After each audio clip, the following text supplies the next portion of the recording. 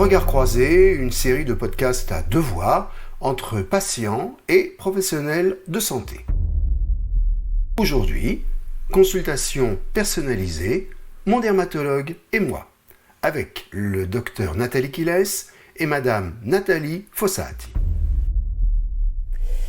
Bonjour, je suis le docteur Nathalie Quiles, je suis dermatologue à l'hôpital Saint-Joseph à Marseille et aujourd'hui nous nous retrouvons pour parler de la consultation personnalisée. Bonjour, je m'appelle Nathalie Fossati, je suis atteinte de psoriasis en plaques modérée depuis 30 ans à peu près. Nathalie Fossati, est-ce que vous pouvez me dire ce qui est important pour vous dans la relation avec votre médecin et ce que vous attendez pour établir une communication qui soit à la hauteur de vos attentes ? Tout d'abord, c'est vraiment une relation de confiance qu'on attend en tant que patient. Il y a une partie souvent où on est sur la pose d'un diagnostic, ce qui n'est pas évident.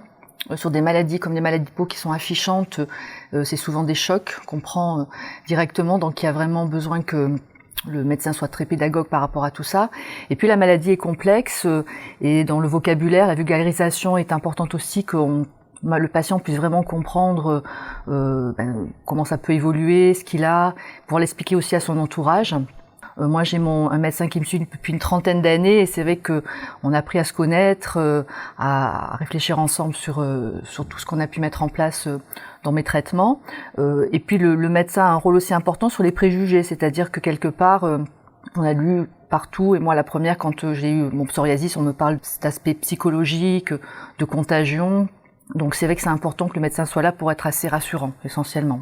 Et vous, docteur Quiles, comment faites-vous pour entretenir une relation de confiance avec vos patients ? J'ai la chance d'être un peu bavarde, donc j'essaye de beaucoup parler, beaucoup expliquer ce que c'est que la maladie. Comme vous l'avez si bien dit, ce sont des choses qui sont très complexes. Du coup, ce sont des consultations qui sont assez longues parce que le temps de l'explication, le temps de la compréhension de l'aspect chronique de la maladie est un temps très important. Je pense que tous les patients attendent en fait une guérison.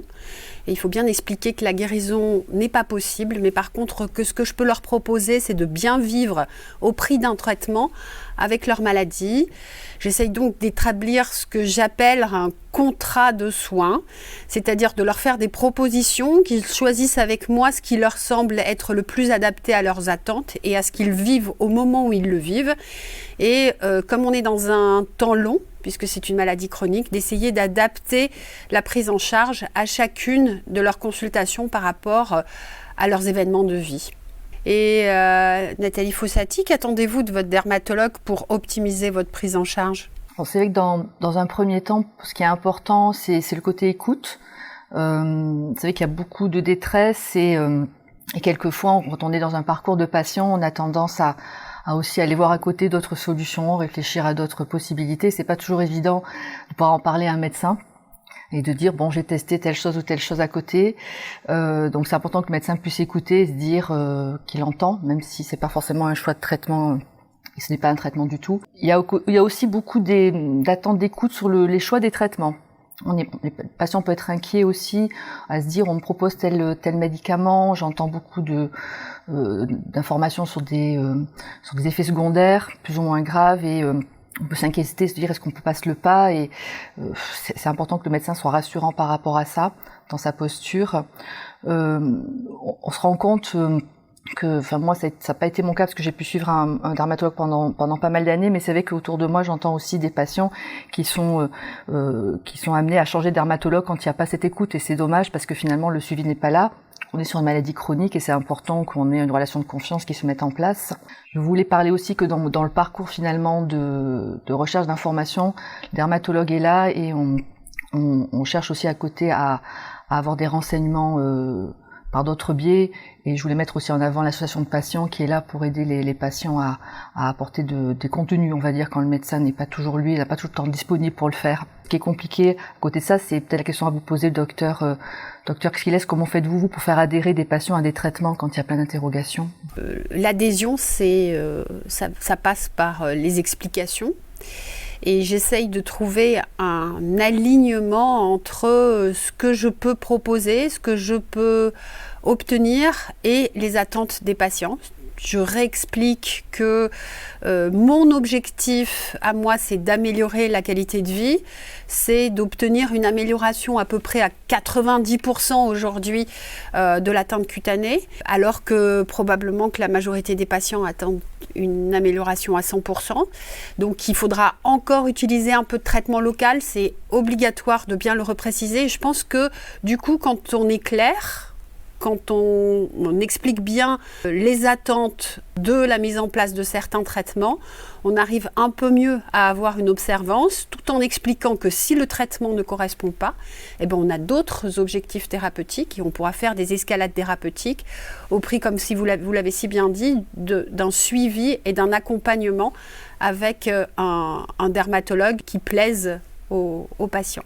Il n'y a pas de recette miracle, il n'y a pas de choses qui fonctionnent, d'autres qui ne fonctionnent pas. Moi, je n'utilise pas d'outils particuliers en dehors de l'éducation thérapeutique, qui me semble être quelque chose de très important.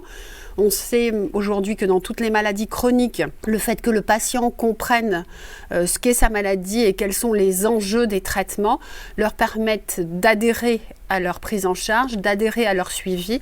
Et je suis convaincue que c'est un outil qui est celui qui m'aide le plus à la prise en charge de mes patients, tout en ayant aujourd'hui en plus la chance d'avoir un arsenal thérapeutique qui est à la hauteur de mes espérances. Merci beaucoup d'avoir répondu à ces questions et merci aussi pour les patients. Merci docteur d'avoir été à l'écoute.